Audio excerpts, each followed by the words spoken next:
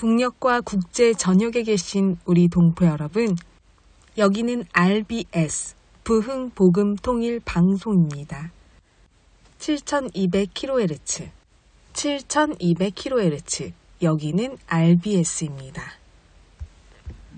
대한민국 헌법 제3조, 대한민국의 영토는 한반도와 그 부속 도서로 한다. 북한에 있는 동포 여러분도 헌법상 대한민국 국민입니다. 2026년 새해에는 북한을 포함한 모든 공산주의 이념에 동조하는 세력들이 무너지고 자유를 누리는 해가 되기를 소망합니다.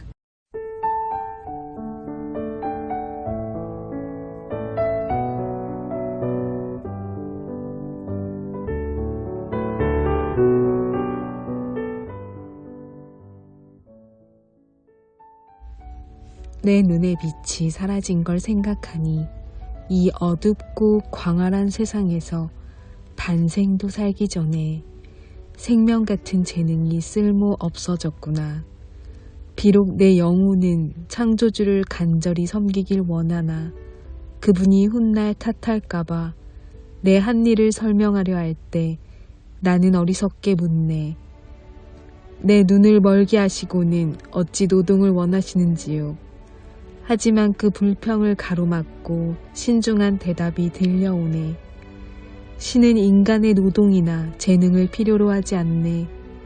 그의 가벼운 멍에를 가장 잘 매는 자가 그를 가장 잘 섬기나니 그는 왕과 같네. 그의 말 한마디에 수천의 무리가 육지와 바다를 건너 쉬지 않고 달려올 테니 묵묵히 서서 기다리는 자들도 그를 섬기는 사람이네.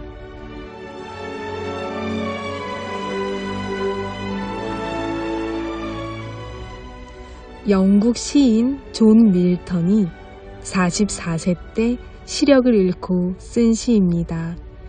그의 실명 원인은 크게 두 가지로 전해집니다. 어릴 때부터 책을 너무 많이 읽으면서 눈을 혹사했고 청교도 혁명 때 크롬웰 정부의 라틴어 비서로 오랫동안 일하면서 과로했기 때문이라고 합니다. 밀턴은 44세에 시력을 완전히 잃었고 왕정 복고 이후 갖은 고초를 당하며 몰락했지만 이 같은 시련을 극복하고 문학사의 길이 남을 대서사시 신락원과 복락원, 투사삼손을 잇따라 완성했습니다. 특히 인간 타락과 구원을 주제로 한 신락원은 1565행에 달하는 대작입니다. 단테의 신곡과 함께 불후의 명작으로 평가받고 있습니다. 그가 이미 눈이 먼 상태에서 딸에게 구술해 완성한 것이기에 더욱 놀라운 작품입니다. 오늘도 찬양으로 RBS 시작합니다.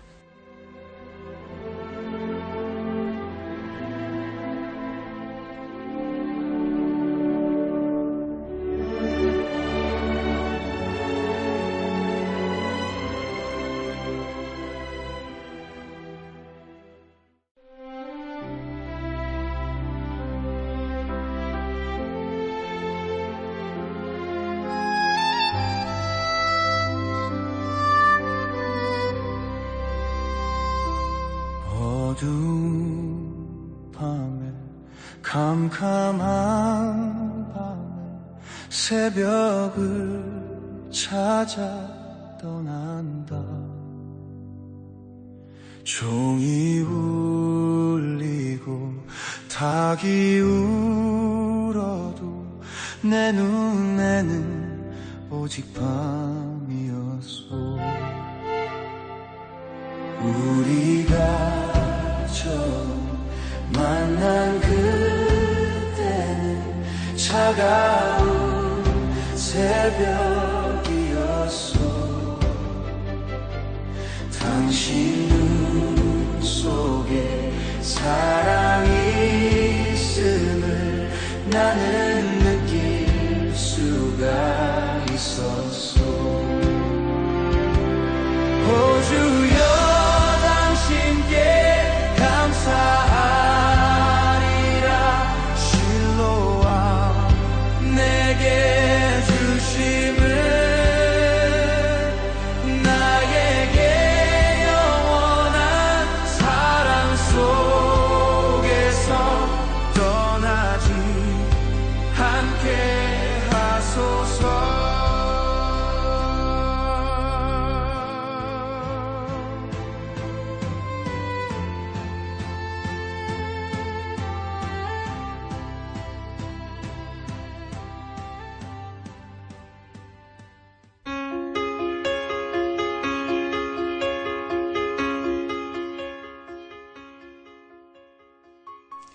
북한 종합 날씨 예보입니다. 내일 전 지역 대체로 흐리겠습니다. 전 지역 곳에 따라 비 또는 눈 오겠습니다. 모레는 전 지역 대체로 흐리다가 오전부터 점차 맑아지겠습니다. 이른 새벽에 평남과 함남 곳에 따라 눈 오겠습니다. 예상 적설량은 평북 3에서 8cm, 평남, 함경도, 황해도 1에서 5cm, 예상 강수량은 평북 5mm 안팎, 평남, 함경도, 황해도 5mm 안팎 되겠습니다. 지역별 날씨 예보입니다. 평안남도 평양, 내일 흐리고 가끔 비 또는 눈 오겠습니다. 모레는 구름 많다가 맑아지겠습니다. 최저기온 영하 3도에서 최고기온 4도까지 오르겠습니다. 평안북도 신의주, 내일 구름 많고 오후에 한때 비 또는 눈 오겠습니다. 모레는 날씨 맑겠습니다. 최저기온 영하 5도에서 최고기온 4도까지 오르겠습니다. 자성, 내일 날씨 흐리고 오후에 한때 눈 오겠습니다. 모레는 구름 많겠습니다. 최저기온 영하 18도에서 최고기온 0도까지 오르겠습니다. 황해도 해주, 내일 흐리고 한때 비 또는 눈 오겠습니다. 모레는 구름 많다가 날씨 맑아지겠습니다. 최저기온 영하 2도에서 최고기온 5도까지 오르겠습니다. 개성, 내일 흐리고 한때 비 또는 눈 오겠습니다. 모레는 날씨 흐리다가 맑아지겠습니다. 최저기온 영하 3도에서 최고기온 5도까지 오르겠습니다. 함경남도 함흥, 내일 구름 많고 날씨 흐리겠습니다. 모레는 날씨 맑겠습니다. 최저기온 영하 4도에서 최고기온 8도까지 오르겠습니다. 해산, 내일 흐리고 오후에 한때 눈 오겠습니다. 모레는 날씨 흐리다가 맑아지겠습니다. 최저기온 영하 19도에서 최고기온 영하 2도까지 오르겠습니다. 함경북도 청진, 내일 구름 많겠습니다. 모레는 날씨 맑겠습니다. 최저기온 영하 6도에서 최고기온 3도까지 오르겠습니다. 무산, 내일 구름 많고 날씨 흐리겠습니다. 모레는 구름 많다가 날씨 맑아지겠습니다. 최저기온 영하 21도에서 최고기온 4도까지 오르겠습니다. 바다 날씨 예보입니다. 동해 북부 앞바다와 먼바다, 내일 날씨 흐리고 오후에 한때 비 오겠습니다. 모레는 구름 많고 한때 비 또는 눈 오겠습니다. 파고는 앞바다 0에서 1.5m, 먼바다 1에서 2m 되겠습니다. 서해 북부 앞바다와 먼바다, 내일 날씨 흐리고 가끔 비 또는 눈 오겠습니다. 모레는 구름 많고 한때 비 또는 눈 오다가 오후부터 날씨 맑아지겠습니다. 파고는 앞바다 0에서 1.5m, 먼바다 1에서 2m 되겠습니다. 오늘의 말씀, 너희는 내게 부르짖으며 내게 와서 기도하면, 너희는 내게 부르짖으며 내게 와서 기도하면 내가 너희들의 기도를 들을 것이요. 내가 너희들의 기도를 들을 것이요. 너희는 내게 부르짖으며 내게 와서 기도하면 내가 너희들의 기도를 들을 것이요. 예레미야 29장 12절 말씀. 아멘. 이상 날씨였습니다.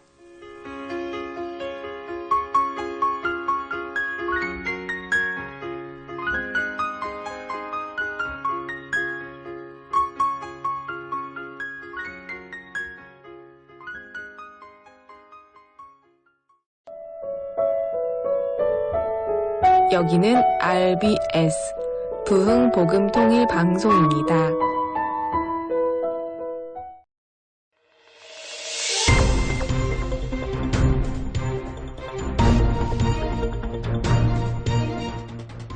북한에 2년 넘게 억류되었다가 석방된 한국계 미국인 선교사 케네스 배 뉴 코리아 파운데이션 인터내셔널 대표가 통일의 대상은 북한 정부가 아니라 북한 주민이라며 시민사회 차원의 대북 라디오 방송 추진을 선언했습니다. 배 대표는 4일 서울 중구 한국프레스센터에서 열린 원코리아 범국민연대 출범식 이후 언론과 만나 북한 주민에게 외부 정보를 전달하는 통로를 확대하겠다고 밝혔습니다. 시민사회와 종교단체 등 46개 단체가 참여한 이 연대는 이날 대북 라디오 방송 코리아 링크 창립을 위한 시민운동 모금을 시작했습니다. 배 대표는 이미 라디오 방송을 위한 주파수를 확보한 상태라며 단파 방송으로 시작해 향후 중파 방송으로 확대하는 방안을 검토하고 있다고 설명했습니다. 이날 질의응답에서는 북한에 억류된 한국 국적자 문제도 언급됐습니다. 배 대표는 현재 북한에 억류된 것으로 알려진 한국 국적자 6명의 생사조차 확인되지 않고 있다며 인도적 차원의 최소한의 조치가 필요하다고 강조했습니다. 이들은 선교사 3명과 탈북자 출신 한국 국적자 3명으로 알려져 있습니다. 배 대표는 자신이 미국 시민권자였기 때문에 북미 협상의 대상이 돼 석방될 수 있었다며 한국 국적자들은 북한에서 공화국 국민으로 취급돼 협상 대상조차 되지 않는 현실을 지적했습니다. 그러면서 서신 교환이나 전화통화라도 가능하도록 정부의 노력이 필요하다고 말했습니다.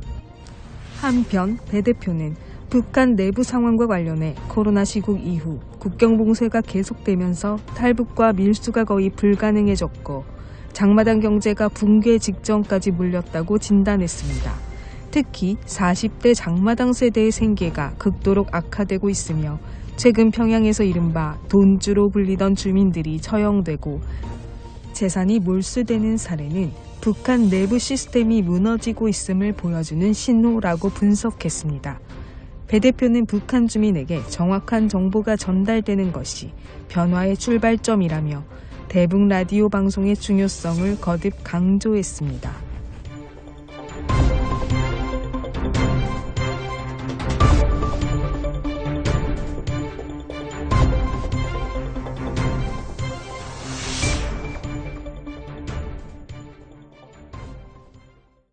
북녘 동포 여러분, 3월부터 뉴 코리아 희망 방송은 이곳 7200kHz, 이곳 7200kHz에서 같은 시각 11시, 화요일, 목요일, 토요일 청취하실 수 있습니다. 7200kHz의 주파수를 맞추시면 밤 11시, 화요일, 목요일, 토요일 뉴 코리아 희망 방송을 들으실 수 있습니다. RBS 주파수에서 주 6일 동안 모두 들으실 수 있습니다. 우리 동포 여러분께 정확한 소식과 자유와 복음을 열심히 전달하겠습니다. 많이 기대해 주시고 함께 기도해 주세요. 전 세계 소식을 전해드립니다. 오늘은 RBS 편집 기자가 2026년 밀라노 동계올림픽 소식과 동계올림픽의 역사를 전해드립니다.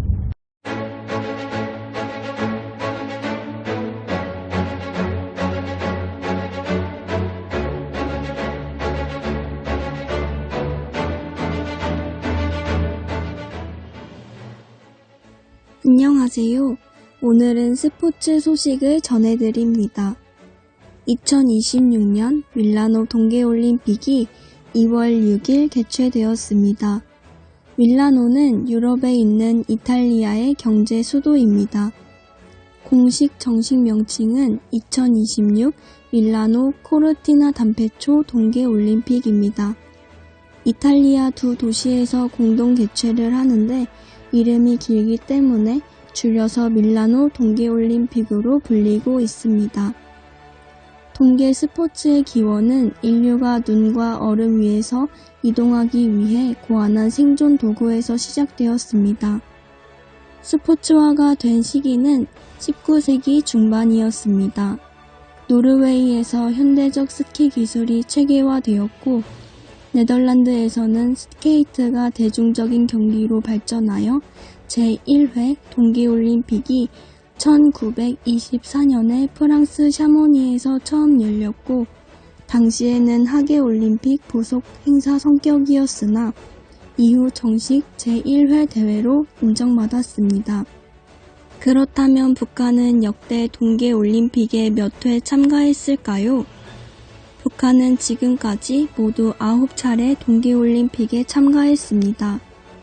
하계올림픽 참가 횟수는 11차례입니다. 북한의 첫 동계올림픽 출전은 1964년 오스트리아 인스부르크 대회였습니다. 이 대회에서 스피드 스케이팅 선수 한필화가 은메달을 따내며 북한 동계올림픽 역사상 최고 성적을 기록했습니다. 이후 북한은 1972년 사포로, 1984년 사라예보, 1988년 캘거리 대회에 참가했고 1992년 프랑스 알베르빌 대회에서는 쇼트트랙 선수 황옥실이 동메달을 획득했습니다.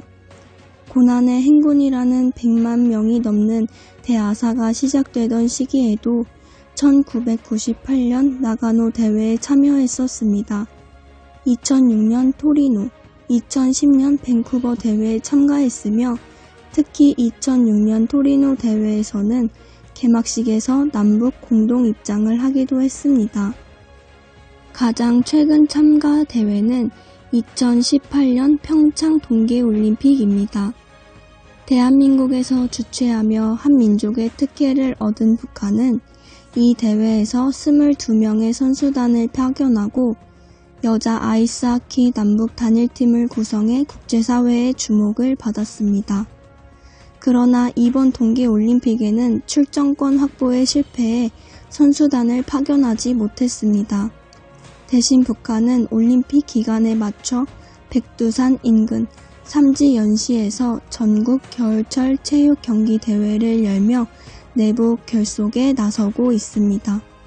한편 북한은 오는 9월 일본에서 열리는 아이치 나고야 하계 아시안 게임에는 약 270명 규모의 선수단을 파견하겠다는 입장을 밝힌 상태입니다. 2026년 밀라노 코르티나 동계올림픽은 2월 6일 개최하였고 2월 22일 폐막식을 합니다. 올림픽 역사상 처음으로 두 도시 밀라노, 코르티나의 이름을 내건 공동 개최입니다. 참가 국가는 92개국 2,900명의 선수가 참가했습니다. 미국이 가장 많은 선수단을 파견했으며 우리나라는 약 71명의 선수가 출전하여 열띤 경쟁을 펼치고 있습니다. 특별히 이번 올림픽에 주목할 점은 신규 종목이 추가된 것인데 산악스키입니다. 눈 덮인 산에서 스키를 타는 종목인데 이번 대회에 처음으로 정식 채택되어 큰 관심을 받고 있습니다. 또한 이번 올림픽의 특징은 여성 선수 비중이 47%에 달해 역대 동계올림픽 중 가장 비슷한 성별 균형을 이루었습니다. 밀라노와 코르티나 담페초를 중심으로 이탈리아 북부 여러 도시에서 경기가 열리며 개막식 성화도 두 곳에서 동시에 점화되는 진풍경을 연출했습니다. 대한민국은 1948년 스위스 세인트 모리츠 동계올림픽을 통해 처음으로 동계올림픽 무대에 등장했습니다. 이후 전쟁과 분단, 경제적 어려움 속에서도 한국은 대부분의 동계올림픽에 꾸준히 참가해 왔습니다. 메달 역사의 출발점은 1992년 프랑스 알베르빌 동계올림픽입니다. 쇼트트랙, 스피드 스케이팅에서 첫 금메달을 획득하며 대한민국은 동계 스포츠 강국으로 발돋움하기 시작했습니다. 이후 한국은 쇼트트랙과 스피드 스케이팅을 중심으로 꾸준히 메달을 쌓아왔습니다. 특히 쇼트트랙은 세계 최강 수준의 경쟁력을 유지하며 한국 동계올림픽 성적의 핵심 종목으로 자리 잡았습니다. 2018년에는 강원도 평창에서 동계올림픽을 개최했습니다. 대한민국은 이 대회에서 금메달 5개를 포함해 총 17개의 메달을 획득하며 역대 최고 성적을 기록했습니다. 가장 최근 열린 2022년 베이징 동계올림픽에서도 한국은 금메달 2개, 은메달 5개, 동메달 2개, 모두 9개의 메달을 따냈습니다. 1948년 첫 출전 이후 지금까지 대한민국은 동계올림픽에서 총 70개가 넘는 메달을 획득하며 눈과 얼음 위에서 도전과 성취의 역사를 이어가고 있습니다. 한국이 강한 종목은 쇼트트랙이며 이번에 기대되는 종목과 선수는 쇼트트랙이고 쇼트트랙의 최민정 선수입니다. 최민정 선수는 개인, 단체전 포함 금메달 3개, 은메달 2개로 총 5개의 올림픽 메달을 보유하고 있습니다. 이번 대회에서 새로운 역사에 도전하고 있습니다. 단일 종목 3연패로 주 종목인 여자 1500m에서 우승할 경우 올림픽 쇼트트랙 사상 최초로 단일 종목 3연패라는 대기록을 쓰게 됩니다. 역대 최다 메달 단독 1위로 현재 메달 5개이며 남성 선수 이승훈, 스피드 스케이팅 등과 공동 1위인데 이번 대회에서 메달을 단 1개만 더 추가해도 한국 올림픽 역사상 가장 많은 메달을 딴 선수가 됩니다. 이상 남북의 동계올림픽의 간단한 역사와 소식을 전해드렸습니다.